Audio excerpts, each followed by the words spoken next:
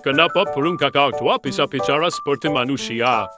Oke, burung kakak tua itu seharusnya bukan bisa berbicara, tetapi meniru suara kita. Karena ia memiliki organ vokal yang kompleks. Burung kakak tua memiliki string, yaitu organ vokal yang terletak di tenggorokannya. String ini memiliki struktur yang kompleks dan memungkinkan burung kakak tua untuk menghasilkan berbagai macam suara, termasuk suara kita. Kata paling unik apa yang pernah kamu dengar dari burung kakak tua?